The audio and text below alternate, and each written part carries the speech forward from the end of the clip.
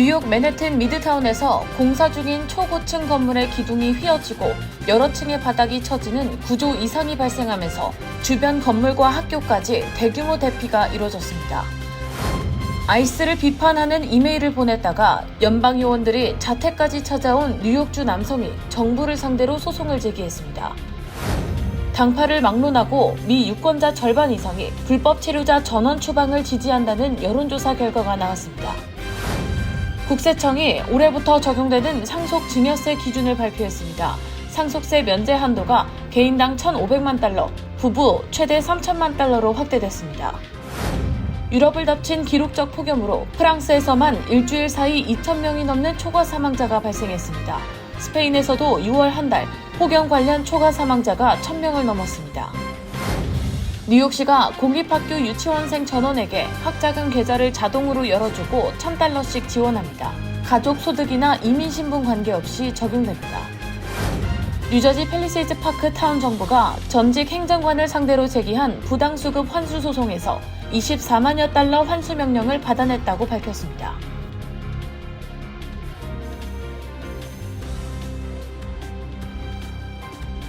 비즈니스도 이제 스마트하게 더 빠르고 더 편리해진 한미 디지털 뱅킹 한미은행 제공입니다.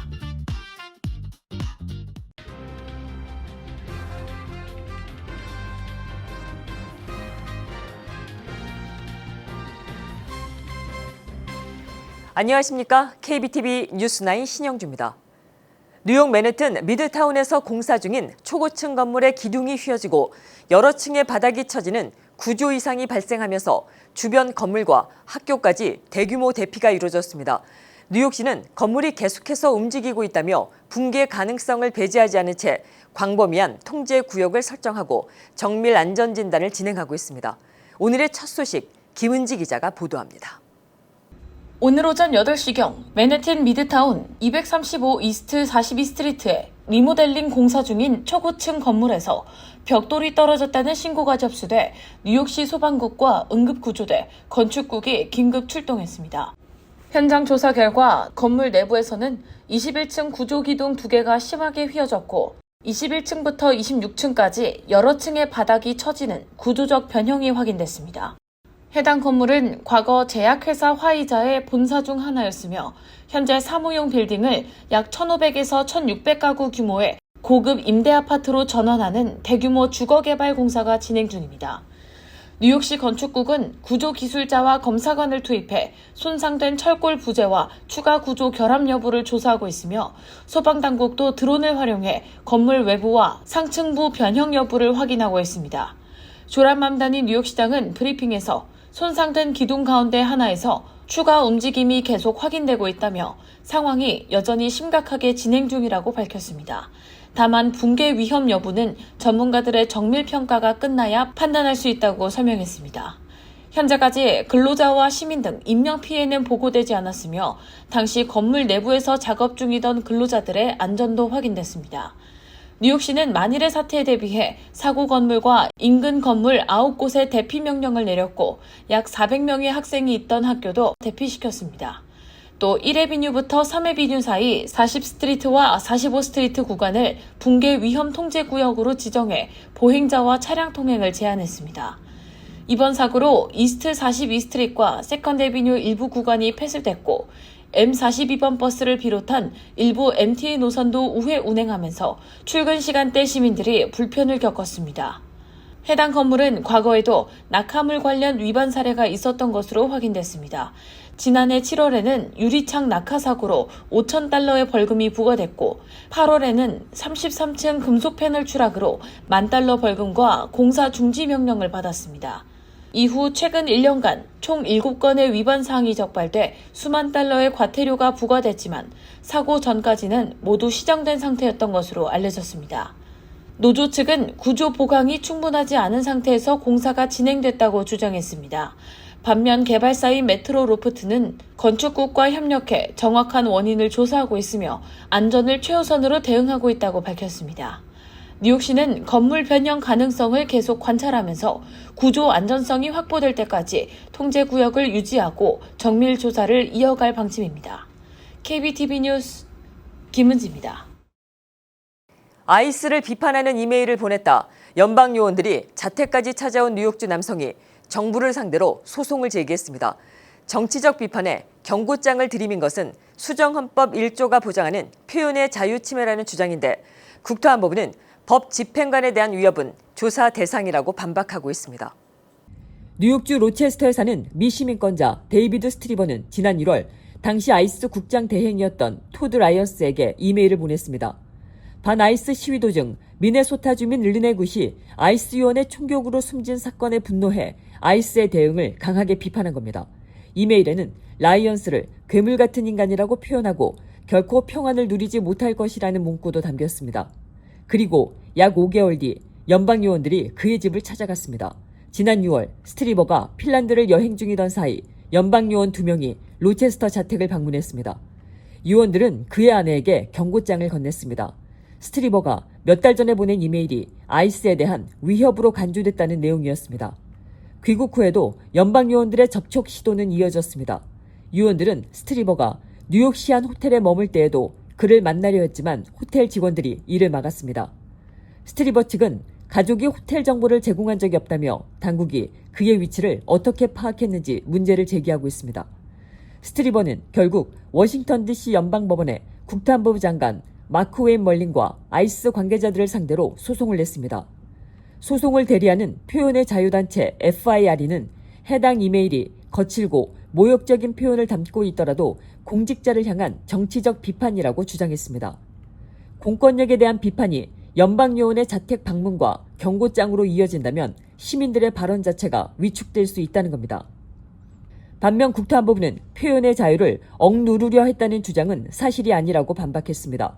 국토안보부는 아이스 직원과 법 집행관을 향한 위협은 조사 대상이라며 법 집행관을 폭행하거나 위협하는 행위에는 책임을 묻겠다고 밝혔습니다. 이번 사건은 단독 사례에 그치지 않습니다. 같은 시기 뉴욕주 시라큐스에서도 한 투표소 근무자가 아이스 요원을 비판하는 SNS 게시물과 관련해 연방 요원들로부터 경고를 받았습니다. 당국은 해당 근무자가 아이스 요원의 주소를 온라인에 공개했다고 주장했지만 당사자 측은 이미 언론에 공개된 정보를 언급했을 뿐이라고 반박하고 있습니다. 뉴욕주 검찰도 두 사건을 파악하고 있으며 특히 투표소에서 이뤄진 연방 요원들의 접촉 과정에 문제가 없었는지 검토하고 있습니다. 미 유권자의 절반 이상이 불법 체류자 전원 추방을 지지한다는 여론조사 결과가 나왔습니다. 민주당 지지층에서도 3명 중에 1명 이상이 찬성 의견을 보여 불법 체류자 추방에 대한 지지가 당파를 넘어 확산되는 양상입니다. 하버드대와 해리스폴이 지난 5월 29일부터 31일까지 등록 유권자 1,725명을 대상으로 실시한 여론조사에서 응답자의 56%가 불법 체류자 전원 추방을 지지한다고 답했습니다. 정당별로는 공화당 지지자의 77%, 무당층의 53%가 찬성했습니다. 민주당 지지자도 37%가 지지해 지난달보다 4%포인트 오른 수치를 기록했습니다. 무당층도 같은 기간 4%포인트 상승했습니다. 범죄를 저지른 불법 체류자 추방에 대한 지지는 더욱 높았습니다. 전체 응답자의 80%가 찬성했으며 민주당 지지자에서는 지난달보다 8%포인트 오른 71%가 찬성해 가장 큰 폭의 상승을 보였습니다. 트럼프 대통령이 추진 중인 21개 핵심 정책 가운데 17개는 과반 이상의 지지를 받았습니다. 다만 아이스 등 이민 단속 요원 추가 채용을 통한 단속 확대는 전체 응답자의 47%만 찬성해 과반에 미치지 못했습니다.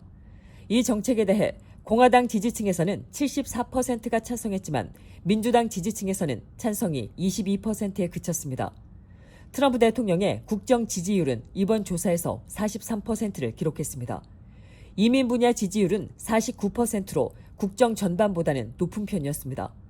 한편 트럼프 대통령이 2기 취임 첫날 서명한 출생 시민권 제한 행정명령은 지난달 연방 대법원에서 수정헌법 14조에 어긋난다는 판단을 받으며 제동이 걸렸습니다. 이민 정책을 둘러싼 법적 논란은 계속되고 있지만 이번 조사에서는 불법 체류자 추방에 대한 유권자들의 강경한 여론도 함께 확인됐습니다. 연방국세청 IRS가 올 2026년도부터 적용되는 상속, 증여세 기준을 발표했습니다. 연방 상속세 면제 한도가 개인당 1,500만 달러, 부부는 최대 3,000만 달러로 확대되면서 고액 자산가들의 세 부담이 줄어들 전망입니다. 관련 내용 김은지 기자가 전합니다. 연방국세청이 발표한 새 기준에 따르면 개인은 생전 증여하거나 사망 후 상속하는 재산 가운데 최대 1,500만 달러까지 연방 상속세와 증여세가 면제됩니다. 부부의 경우 적절한 상속 설계를 활용하면 최대 3천만 달러까지 면제받을 수 있습니다. 이는 지난해 개인 1,399만 달러, 부부 2,798만 달러보다 상향된 금액입니다.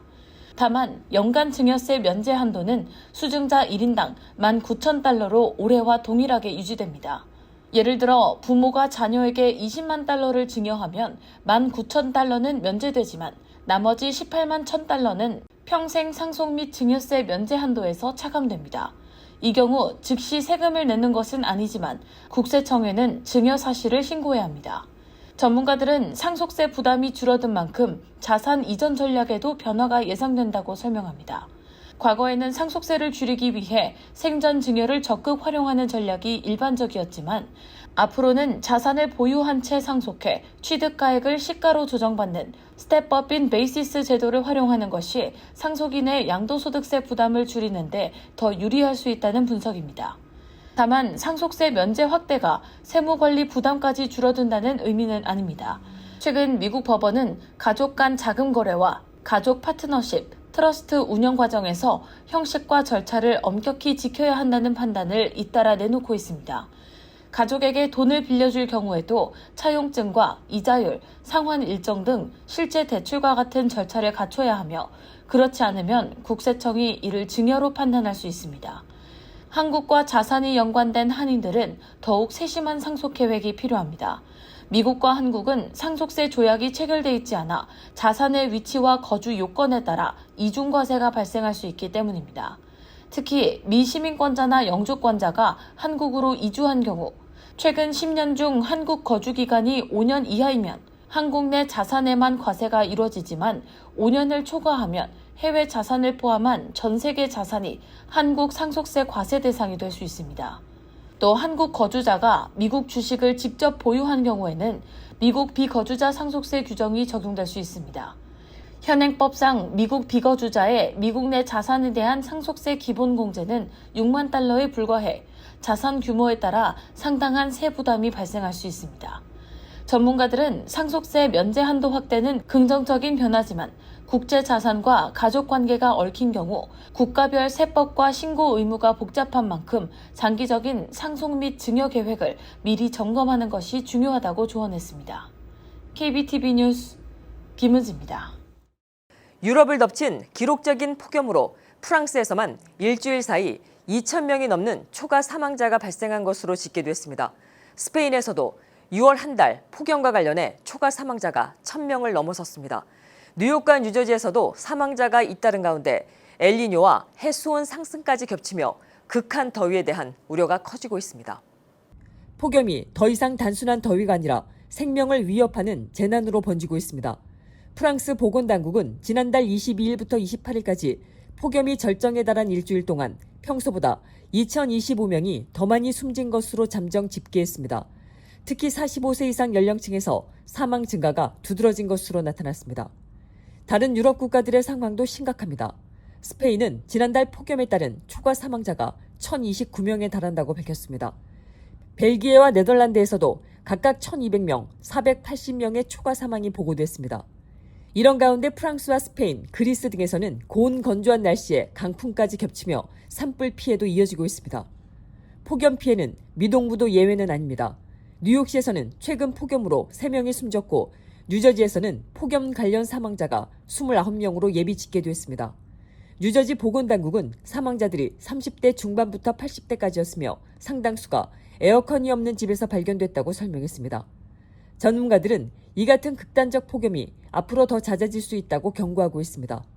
미 연방 기상당국 노아는 지난달 엘니뇨 발생을 공식 선언하고 11월부터 내년 1월 사이 매우 강한 엘니뇨로 발달할 가능성을 63%로 전망했습니다.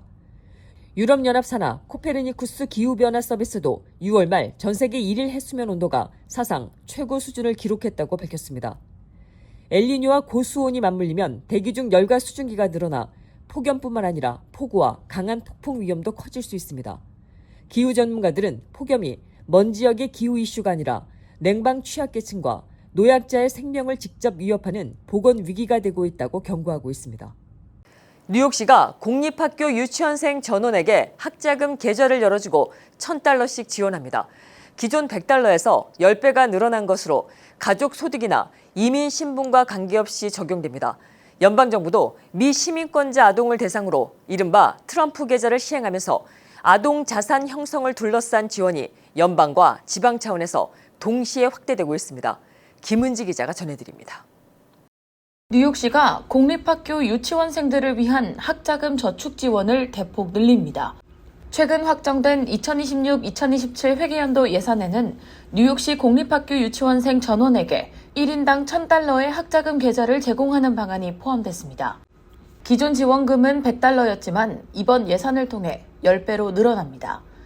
학생들은 훗날 4년제 대학이나 커뮤니티 칼리지, 직업학교 등록금 등 교육비로 사용할 수 있습니다.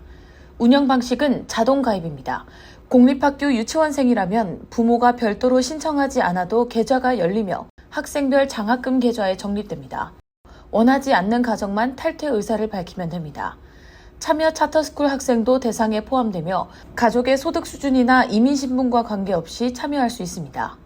연방 차원에서도 비슷한 아동 자산 지원이 시작됐습니다. 원빅 뷰티풀 빌에 포함된 트럼프 계좌가 지난 4일부터 공식 시행에 들어갔습니다. 트럼프 계좌는 2025년 1월부터 2028년 12월 사이 태어난 미 시민권자 가운데 유효한 소셜 번호가 있는 아동에게 연방정부가 $1,000를 넣어주는 투자 계좌입니다. 계좌 자금은 주식시장 지수를 추종하는 펀드 등에 투자되며 자녀가 18세가 될 때까지 인출이 제한됩니다. 부모나 가족은 연간 최대 $5,000까지 추가로 납입할 수 있고 고용주도 일정 한도 내에서 지원할 수 있습니다. 이런 가운데 마이클 델 부부는 별도의 기부를 통해 요건을 충족하는 아동 최대 2,500만 명에게 $250를 지원하겠다고 밝혔습니다. 이 지원은 정부의 $1,000 지원과는 별개로 2016년부터 2024년 사이 태어난 아동 가운데 유효한 소셜 번호를 갖고 중위소득이 $15만 미만인 우편번호 지역에 거주하는 경우 등이 대상입니다. 뉴욕시 프로그램은 공립학교 유치원생의 대학과 직업교육 준비에 초점을 맞췄고 트럼프 계좌는 신생아와 아동의 장기 투자 자산 형성을 목표로 한다는 점에서 차이가 있습니다. KBTV 뉴스 김은지입니다. 뉴저지 팰리세이드 파크 타운 정부가 전직 행정관 데이비드 로렌조를 상대로 한 부당 수당 환수 소송에서 환수 명령을 받아냈다고 밝혔습니다. 타운 정부 발표에 따르면 법원은 로렌조에게 $24만 이상을 반환하라고 명령했습니다. 팰리세이드 파크는 미사용 병가와 휴가 수당이 법적 근거 없이 지급됐다며 납세자 돈을 회수하겠다는 입장입니다. 보도에 김은지 기자입니다. 팰리세이드 파크 타운 정부가 전직 행정관 데이비드 로렌조를 상대로 한 소송에서 환수 명령을 받아냈다고 밝혔습니다. 타운 정부 발표에 따르면 나스타 판사는 지난달 24일 전직 행정관 로렌조가 팰리세이드 파크에 $24만 이상을 반환해야 한다는 명령과 결정을 내렸습니다. 소송의 핵심은 미사용 병가와 휴가 수당의 지급 적법성입니다. 타운 정부는 로렌조가 재직 중 자신에게 미사용 병가와 휴가 수당을 추가 보상금 형태로 승인했고 이 지급이 뉴저지 법령과 주 감사실 지침에 어긋난다고 주장해왔습니다. 로렌조는 지난 2008년부터 2024년까지 팰리세이드 파크 행정관으로 근무했습니다. 타운 정부 소송에 따르면 2015년부터 2024년까지 로렌조가 승인한 추가 보상금은 모두 $27만 6,334 85센트입니다. 이 가운데 미사용 병가 수당은 $8만 1,226 65센트, 미사용 휴가 수당은 $19만 5,108 20센트로 제시됐습니다. 이번 사안은 2021년 뉴저지주 감사실 보고서와도 맞닿아 있습니다.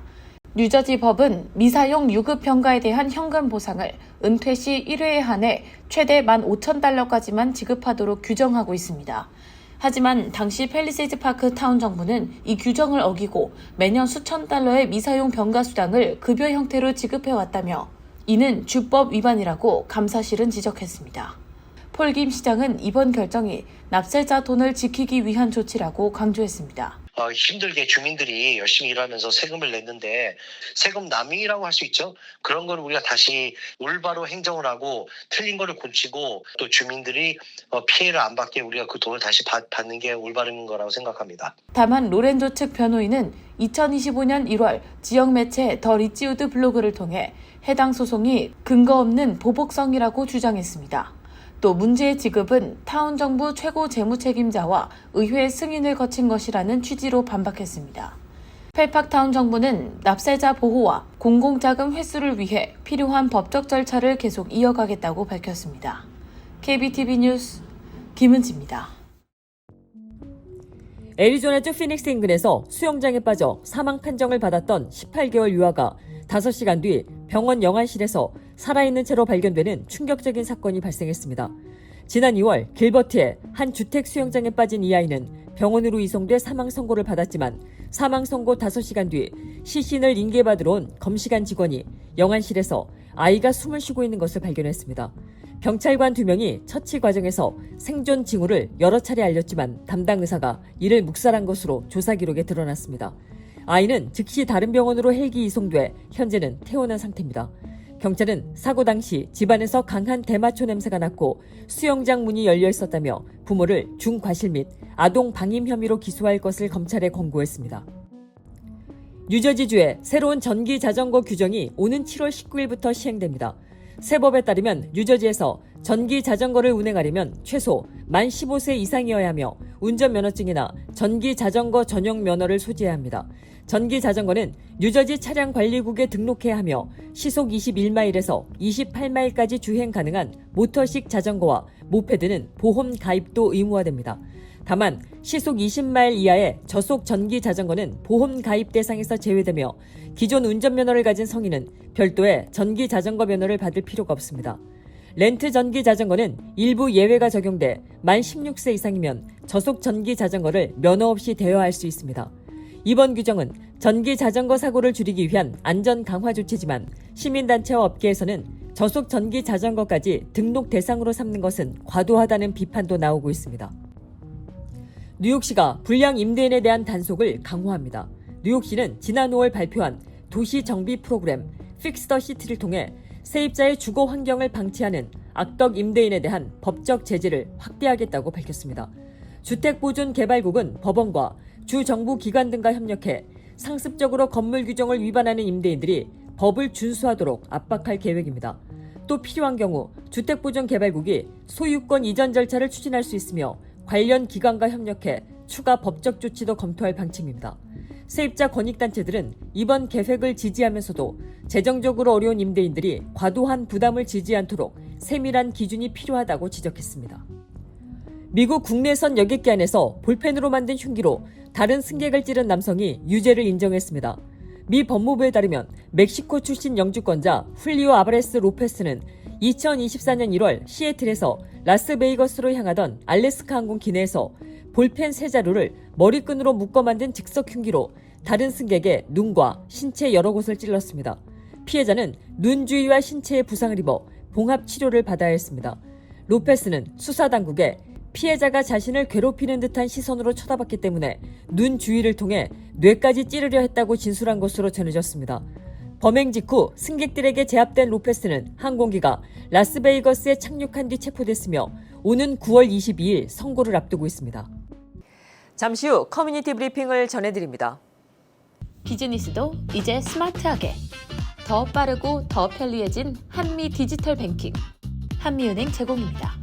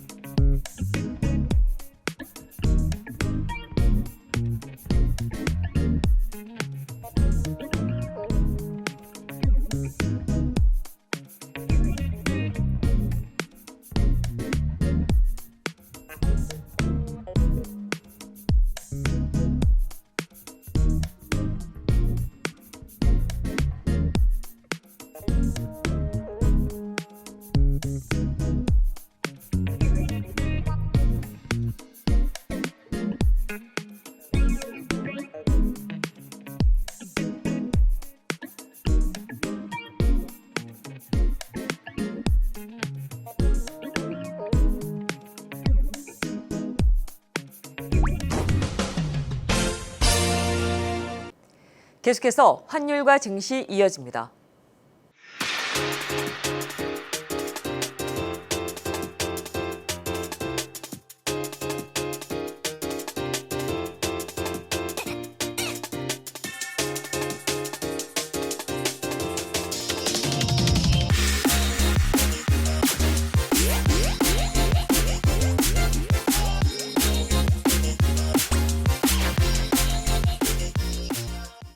이어서 뉴욕과 뉴저지 날씨입니다.